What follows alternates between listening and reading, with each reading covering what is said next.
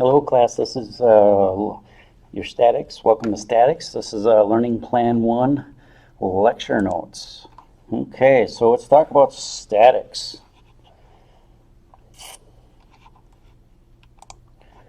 So this is what we're going to learn today. I'll let you read that, so just so you kind of get an idea. Talk about statics. So it's important that you read your textbooks to make sure, you know, that complements my lecture. My lecture just basically just goes over key points.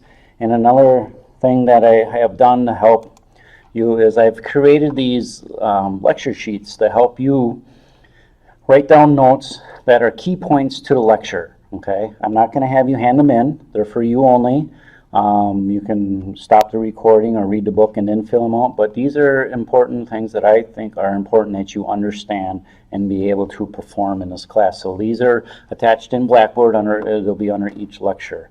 Okay, so with that, okay, so let me shrink this down here. Okay, so with that, let's go on here. All right, so again, fill out your sheets, please. Okay, from physics, force equals mass times acceleration. Okay, so in the metric system, it's newtons or kilonewtons. So remember, a kilo is 1,000. So 1 kilonewton equals 1,000 newtons. In the US system, it's pounds. Okay, we can also have another common unit is kips. So there's 1,000 pounds per kip. Okay, so remember mass and acceleration. Okay. So acceleration is 32.2 feet per second squared in the US and metric here. Okay, so remember from physics, when we weigh ourselves, we're weighing a force, okay? Because remember, mass is the same no matter what if I'm on the moon or Earth, okay? So this a quick refresher. So we're dealing with the F term all the time, okay? So remember, weight is the same thing. Weight is actually mass times gravity, okay? So your weight on the moon is less than the weight on Earth because the gravity on moon is less, okay? So just remember, weight equals force. So force could be a force, like wind, earthquakes, dynamic, okay? Remember, we're in statics, so everything's staying still.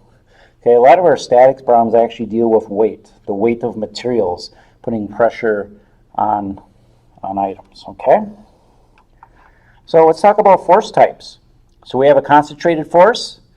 It's a force that acts at a point or a very small area. So here we go, here, and here.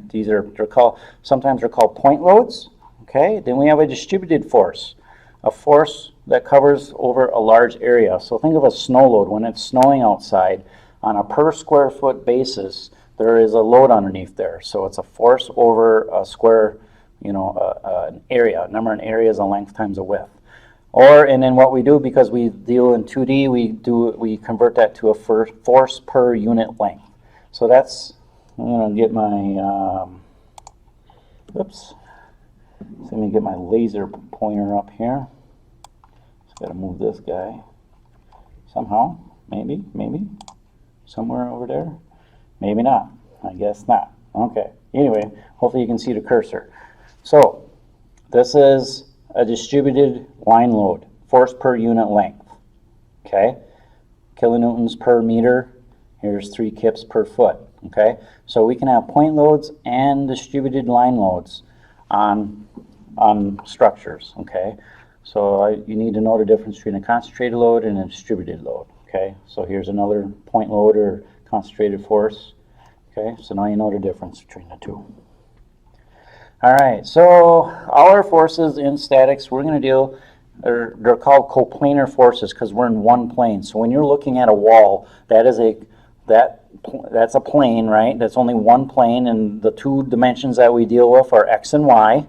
Okay, so that's planar, okay, coplanar. So in reality, we have a 3D model of things. There's a z-axis, but in statics, we turn it into 2D to make life easy, okay? So coplanar means one plane, x and y, okay? All right, so now we have a concurrent coplanar force, which all the forces intersect at a common point. If I project these lines over like this, we have a coplanar force, or a coplanar concurrent force. Non-concurrent means they don't intersect. So this one, they don't intersect at a common point. But see, they're all in one plane.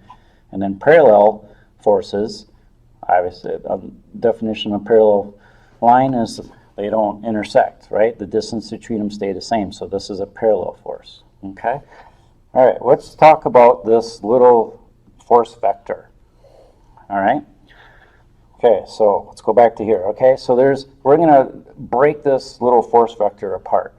This is actually a representation of a force, and there's 4 components that we need of a force. Magnitude. So magnitude is the quantity of a force, okay? Kips, pounds, newtons, kilonewtons. That's how much force is on there, okay? All right? So magnitude is one component of a force, okay?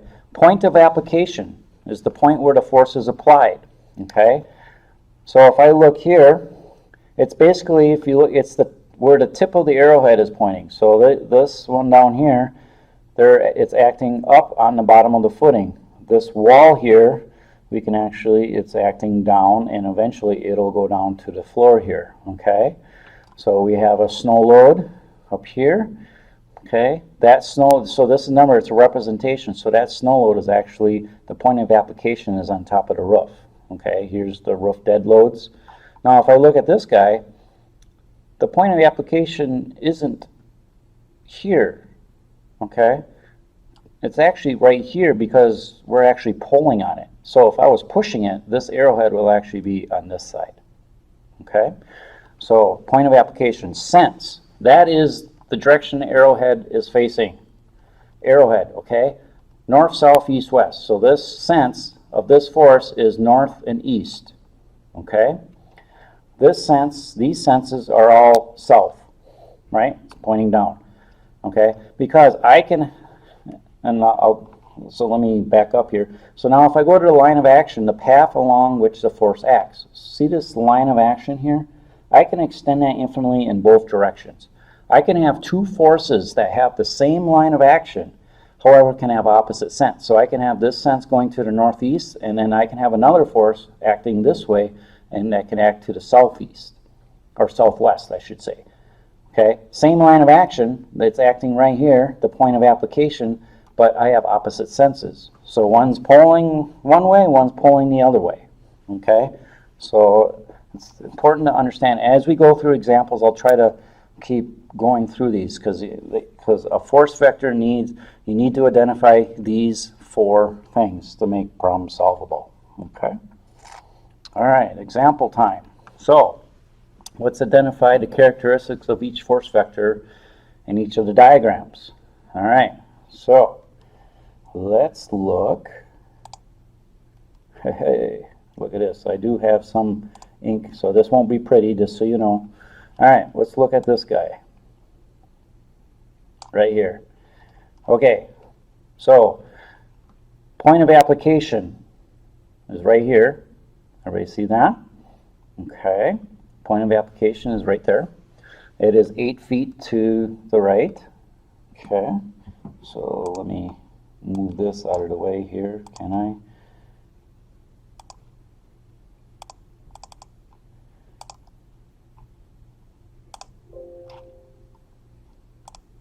Oops. Let's try, where was I? There we go. Slideshow from current slide. Sorry about that. Just trying to figure out technology here. All right. Point of application, 8 feet to the right of the wall. Line of action is north and south. 90 degrees from horizontal. We typically measure the line of action from an angle from horizontal. Okay?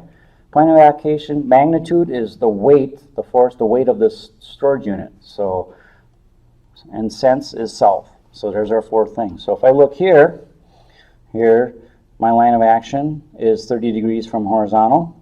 My sense on this side is southwest. My magnitude is 400, and my point of application is at point O. Okay? It's at point O. On this side, my magnitude is 600 pounds, my sense is to the southeast, my line of action is 45 degrees from horizontal, and my point of application is again at point O. It's polling point O, okay? So remember that line of action, if I push this force vector and have this arrowhead touch right here, instead of pulling it, now I am actually pushing it, okay? So now, let's look at this. So here's all our points of application, or some distance from the top of the building. All our senses are east, okay? Our magnitude is FR, F4, F3, F2, and our line of action is 0 degrees, right? Our line is 0 degrees from horizontal, okay? So they're all parallel to each other, okay? So this is a parallel coplanar force system. This is a coplanar concurrent force system because the lines of action intersect at a common point, okay? Going back to terminology. All right, here's things that you need to review and do fairly quickly without trouble is trigonometry, okay? This guy is called the Pythagorean theorem. We can solve C by taking a squared plus b squared equals c squared. If I take the square root of both sides, I can solve C. So this is the hypotenuse, okay? So if I go back and I look at all, this is the hypotenuse. I can make a right triangle out of here, can't I? I can make a right triangle out of here, can't I? Okay? So these magnitudes, these resultants are the hypotenuse of that triangle, okay? All right, and then knowing sine is opposite over adjacent, cosine is adjacent over hypotenuse, and tangent is opposite over adjacent. It's imperative that you know this, okay? So we'll be doing lots of practice with this throughout this whole semester. So brush up on your skills now, practice it now, because if you can do this very fast now, you'll have an easier time throughout the semester. All right, let's do an example here. So I'm going to switch to my document cam because I don't have a thing here. So basically what we want to do, if I look at this problem, it wants us to find the height of the tree Y. Okay? We have an angle of 31.8 degrees and we have a horizontal distance. So if I look at this right triangle, opposite over, so I have the opposite side and I have the adjacent side. So now what function is that? That's the tangent. Tangent is opposite over adjacent. To solve for y, I will go to the document cam. Okay.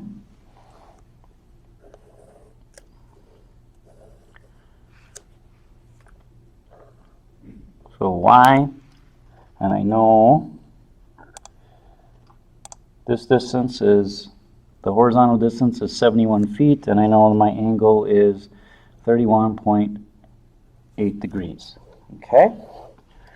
All right. So here's my problem. Do a little sketch. 71 feet. So I want to find y. Okay? So the tangent of theta equals opposite over adjacent. Okay, I can zoom in up here so you can see that a little better. All right, so this is, I believe, example 1, right? Example 2. Okay, this is example 2. All right. So we go tangent of 31.8 degrees. So this is the theta sign. This is theta equals opposite is y over 71 feet is my adjacent side is 71. Okay. So if I do algebra, multiply both sides by 71 feet, both sides by 71 feet, and then I get 71 feet times tangent of 31.8 degrees equals y. Okay? And then y equals, Grab a calculator. All right, 31.8 times 71. I get 44 feet. This rounding, 44 feet. Okay, so that is the distance, the height of that tree. Okay. All right.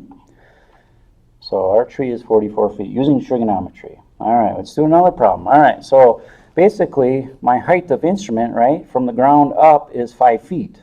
Okay. I know I'm 100 feet from the building, and I know from looking at the tip of the building, 19.3 degrees. So to find the height of the whole building is to find this distance plus the 5 feet. Would you agree? Okay, so this is example 3.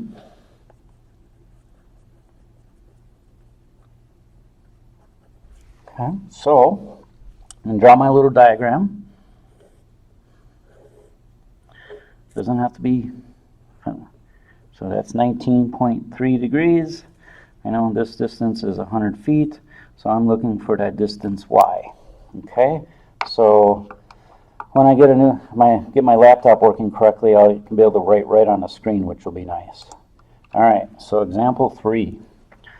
Opposite over adjacent again. So that's tangent. So the tangent of 19.3 degrees equals y over 100 feet.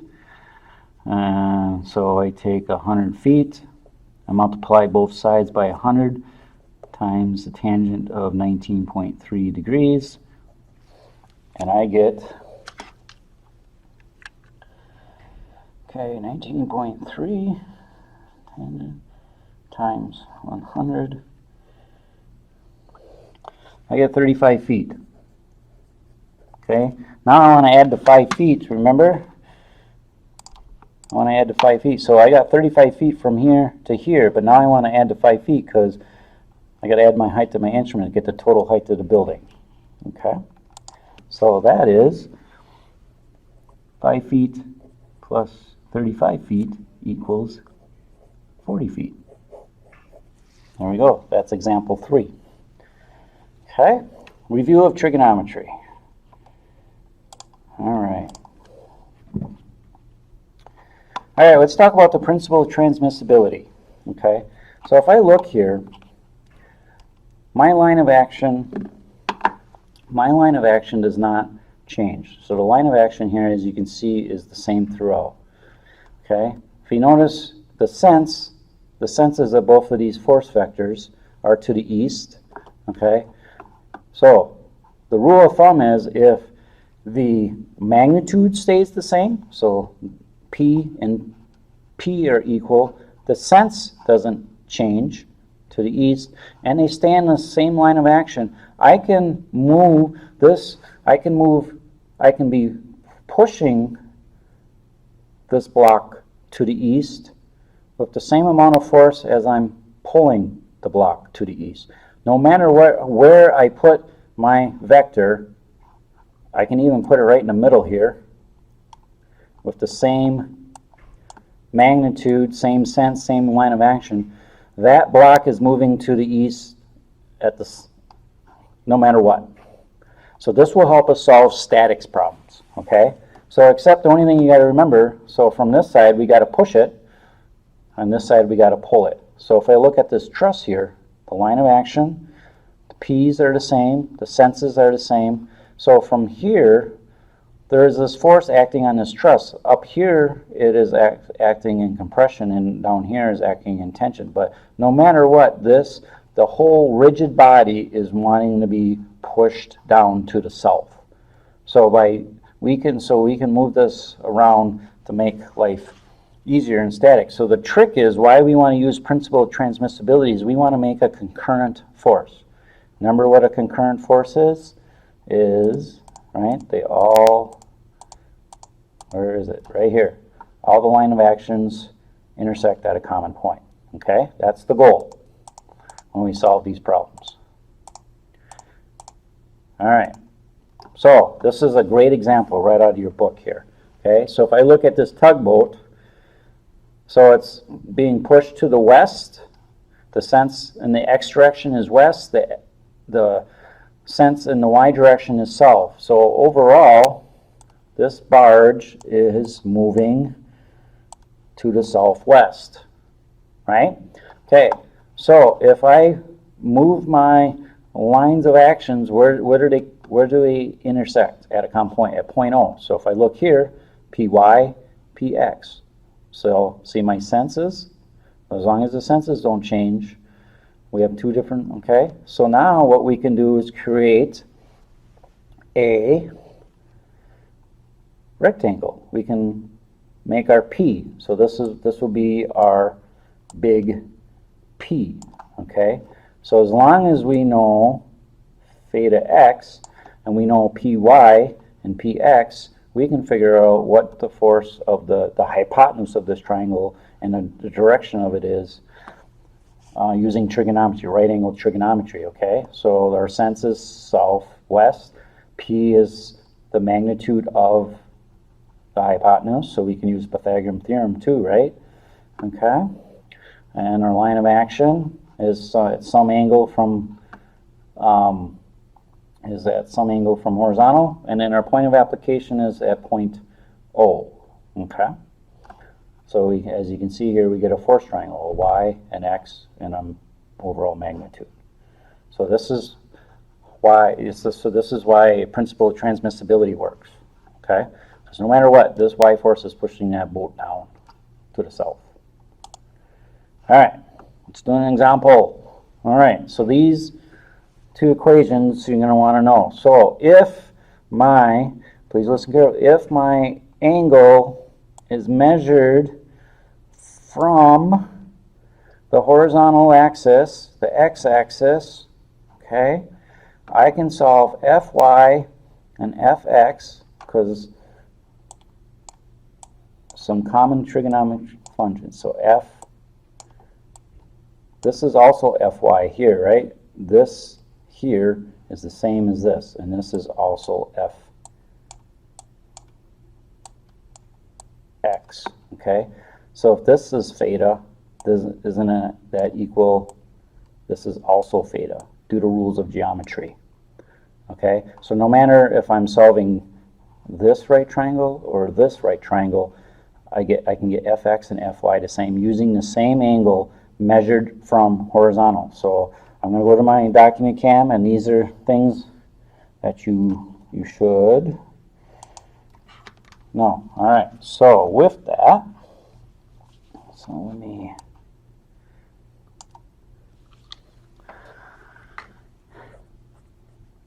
fx equals cosine of theta times f, fy equals sine of theta times f. Okay? Because remember, cosine theta equals adjacent, which is fx, over hypotenuse, which is f. So the hypotenuse of your right triangles is typically your force vector. And then fx and fy are your components. Okay? So sine of theta equals fy over f.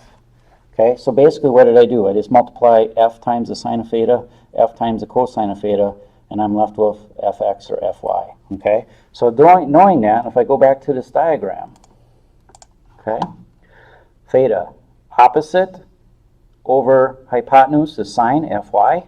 Here's, if I use this same angle, opposite is fy over hypotenuse. Okay, all right, and then fx is adjacent over hypotenuse. That's fx is the adjacent side, f is the hypotenuse. Okay, that's where that all comes from. So this is right angle trigonometry right here. Okay. All right. Okay, let's solve. I'll just do one side. I want to find the, well, I'll do both sides. I want to find the x and the y components of both of these forces. So this is my hypotenuse of my right triangle, right? And this is the hypotenuse of that triangle. Okay? So, this is example 4. This is a concurrent force, right? Because the point of common concurrency is at point O. So now I want to find f of x and f of y. So I'm just going to draw this figure out quick. Let's make it so we can see it.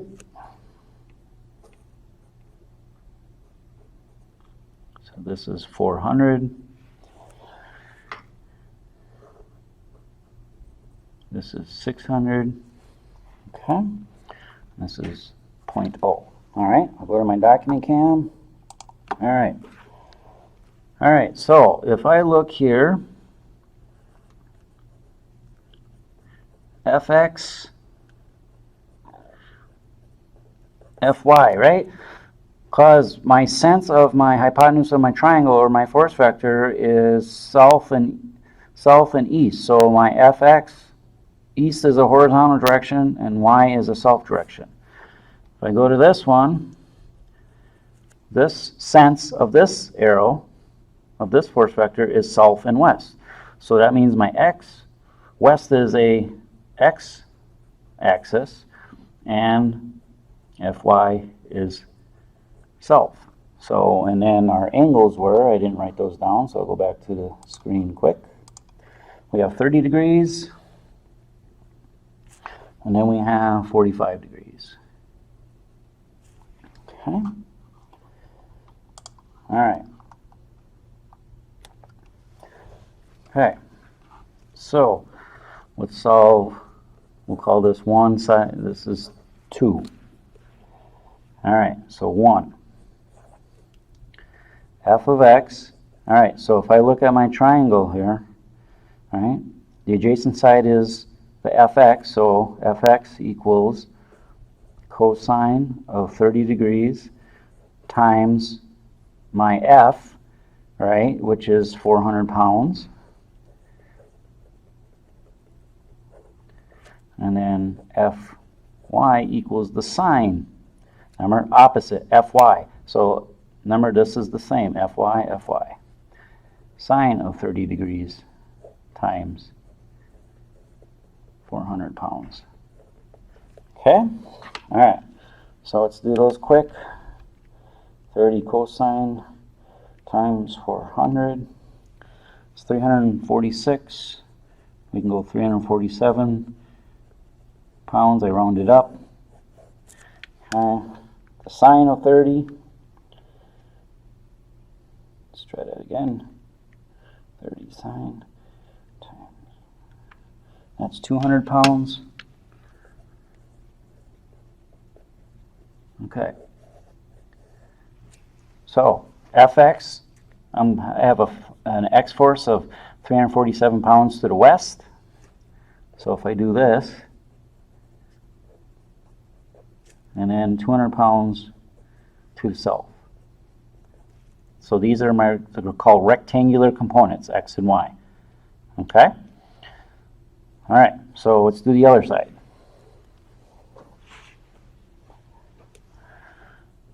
Side 2. So fx equals cosine of 45 degrees times 600 pounds.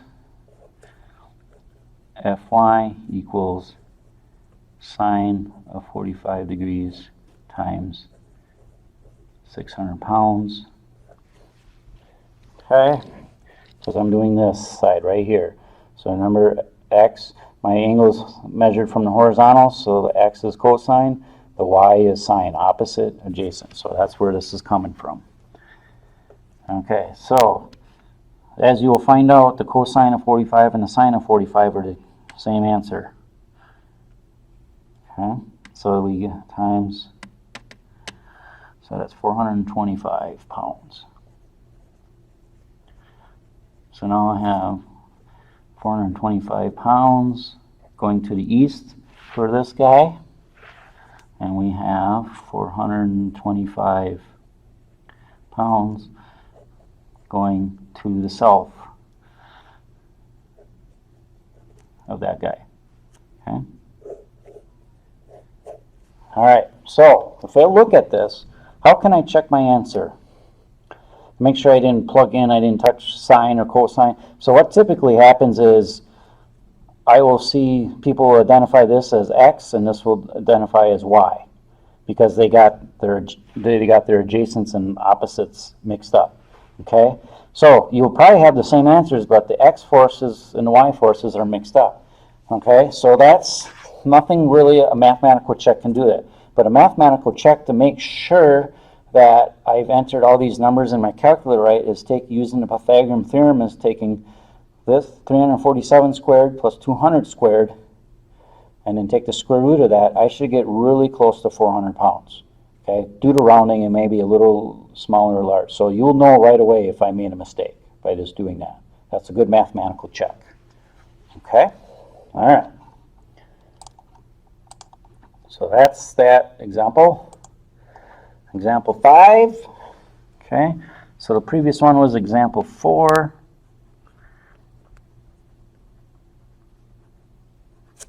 Let's do example 5. All right, so we have this force vector of 400 pounds of with a sense, I'm looking at the arrowhead again, of southwest, and the point of application is at point B. The line of action is 40 degrees from horizontal. Okay, and what else? And the magnitude of 400 pounds. Okay, so I know this is 40 degrees. Okay, it's on this beam. All right, so remember what you want to do, draw a triangle. So opposite is this. So if I have a vertical line, this should be my FY, and this should be my FX, right? Okay, so moving on to that. So FX, so remember I draw, okay.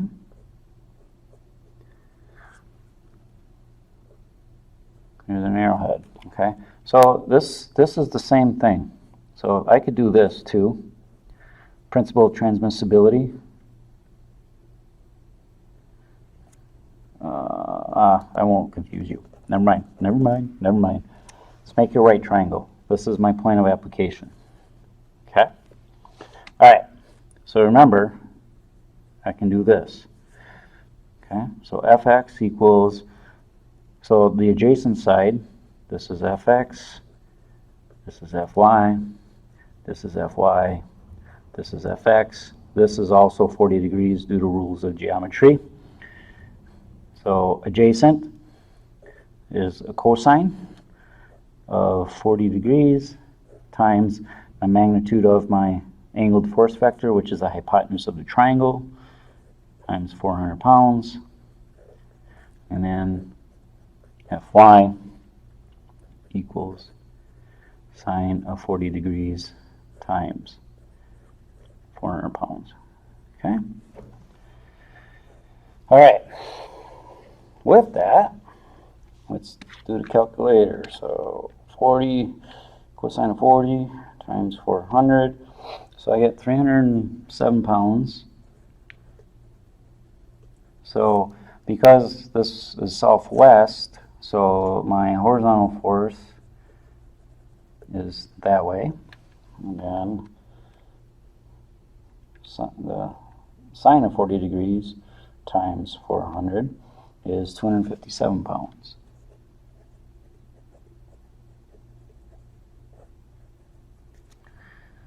And that's, okay, Fx, Fy. So you're probably wondering, why do I want to do Fx and Fy? So eventually, what we like to do is break all these forces into x's and y's, and then what we do is we add them all up to figure out the total force in the x direction and the total force in the y direction to do our design. That's why we want to do this. Makes when we do statics, when we do design, this makes life easy. So that's why we typically do this, okay? Otherwise, we're dealing with angles all the time. So if we can get them in the X's and the Y's, we're good. We're golden. Okay, so that was example 5.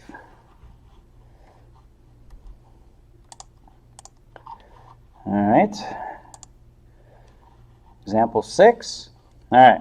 So I look at this line right here. Is this also 60 degrees? Yes. This is so hard with a mouse. Okay. So this magnitude is 700, so northeast. This magnitude is 300. The sense is southeast. Okay. Point of application is different though. This is at point D. This is at point C. Okay. And the lines of action are both at 60 degrees from the horizontal. Okay. So solving that. So I'm just going to draw the truss here. And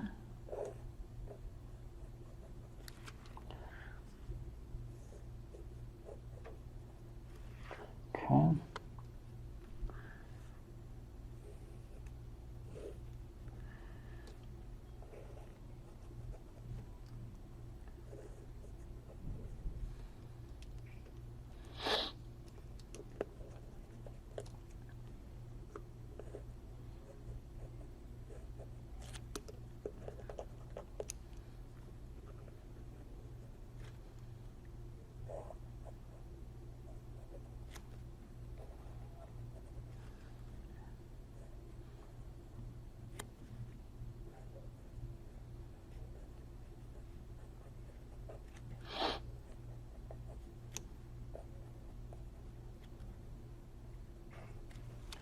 Okay, so I got all my information. I sketched it out for you.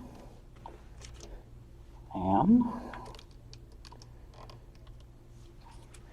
so basically what I did, so this is, so, oops, I forgot one thing. I forgot the magnitude of the hypotenuse.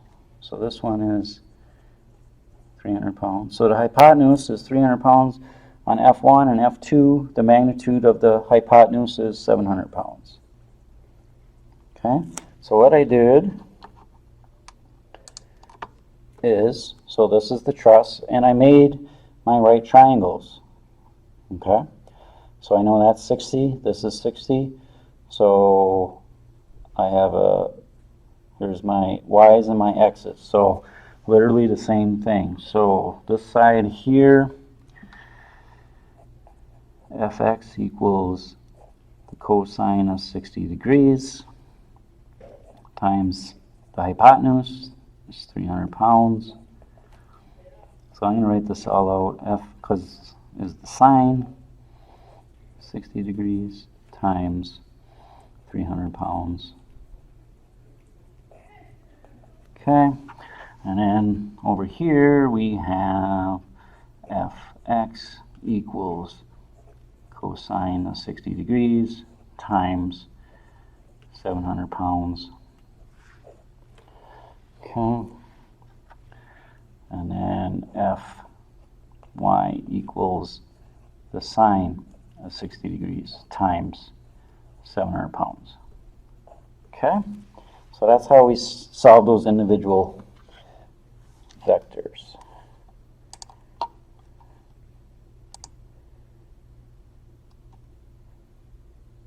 There we go, that's a little clearer, huh?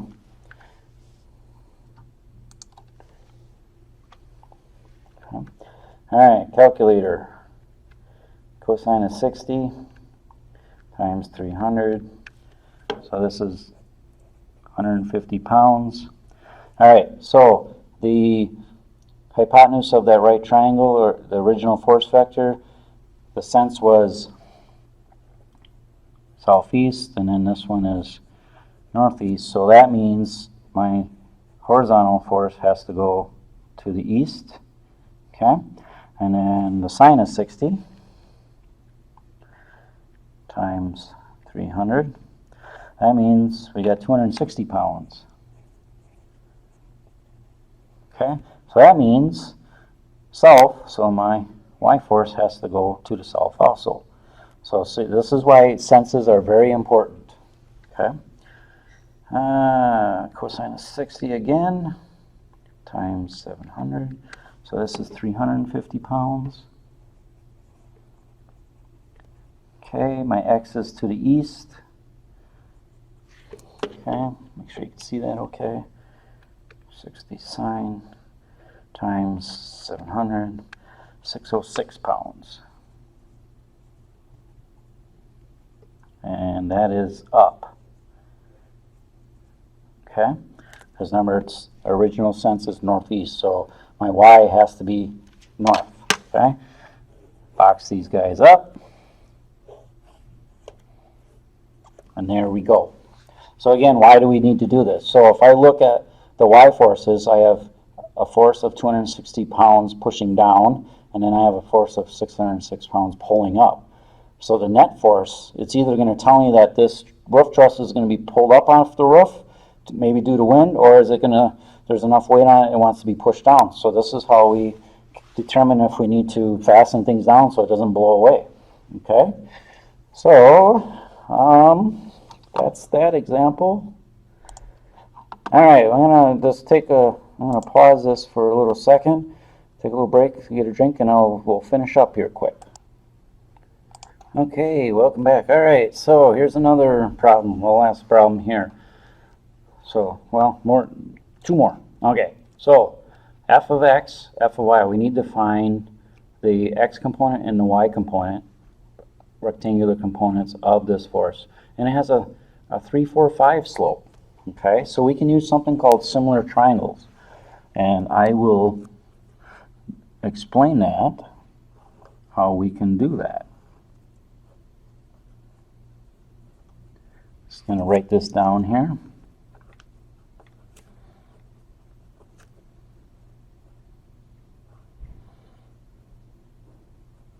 Okay, so basically what you want to do is, you see the similar triangle?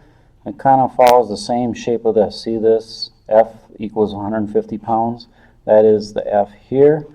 So my Y, remember this Y, if I make a box, is the same. It's the same over here, right? So there's my Fy, and then my horizontal force is Fx. Okay? So making that, I'll go to my document cam. All right. So first step is I want to solve the hypotenuse of this slope triangle. I'm going to call it the slope triangle. See this 3, 4 on that? So knowing Pythagorean theorem equals c squared equals a squared plus b squared. So c equals the square root of a squared plus b squared. Doing algebra. So c equals the square root of 4 squared plus 3 squared, and that equals 5. So I know this is 5. Okay? Now, 3 is the horizontal side, fx is the horizontal side. 3 over fx equals 4 is the horizontal side, or the vertical side, y is vertical side, equals 4 over Fy, which equals 5 is the hypotenuse, 5 is the hypotenuse, F is the hypotenuse, over 150 pounds. That's the pound sign. Okay, now, if I want to solve this, I can pick two of them. So say I want to solve for f of x. Remember, I can only have one unknown variable in algebra to make it solvable. Okay? Now I cross multiply. Okay, so 3 times 150 pounds equals 5 times fx. I just cross multiply. Now if I divide both sides by 5, these cancel out, so I get 3/5, 3 over 5. 3 over 5 of f. Okay, 3 is the horizontal side, 5 is the hypotenuse, 3/5 of that. Okay, now if I do the y, 4, you always want to go back to the original value that was given to you. So because of this value that I calculate could have an error in there, and then all of a sudden this next problem will be wrong.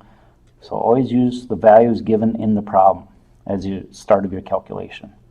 4 over Fy equals 5 over 150 pounds. Okay? 4 is the vertical side of that slope triangle. My Fy is the vertical side. Okay? 5 hypotenuse, F hypotenuse. So that's why you call it similar triangles. Cross multiply. So I get 4 times 150 equals 5 times Fy. I divide both sides by 5. Both sides by 5. I cancel out. I get 4/5 of 150. Okay, 4/5. 4 is the vertical side. Fy is the vertical. So 4 over the hypotenuse. 4 over the hypotenuse. Fx. 3 is the vertical side of the slope triangle. So you notice the common pattern here. 3/5 of 150, 4/5 of 150. Vertical, or horizontal, vertical. Horizontal, vertical. Okay? All right.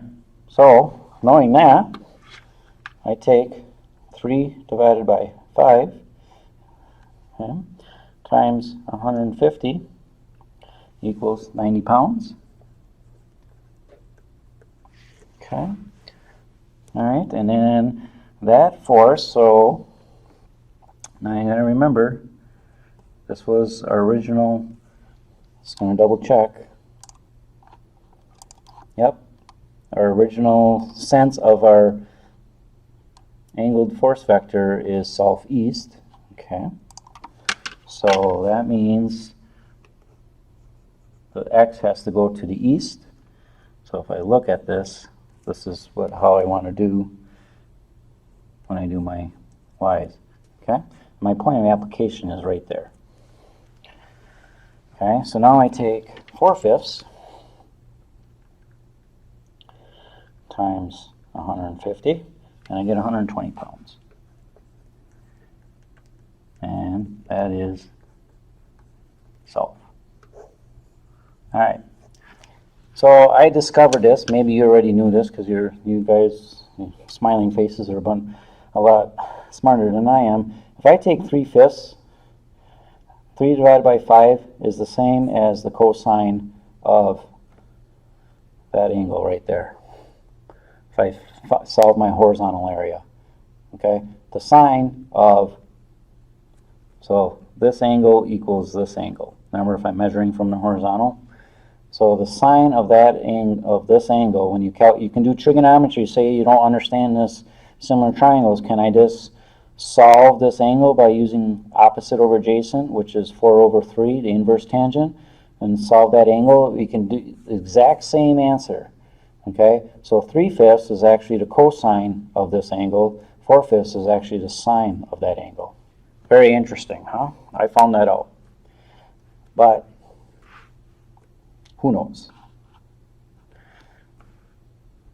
Okay, so let's do our last example problem. And where's my little thingamabiggy? There we go. All right. So I'm going to draw this up.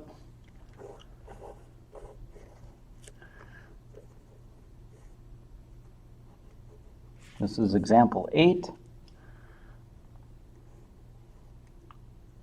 5, 12, and I know this is 950 newtons. Okay. All right. So with that, okay, so here we go. There's that problem. So I want to find the x and the y. So my point of application is right there. My sense of my resultant is to the north and the east.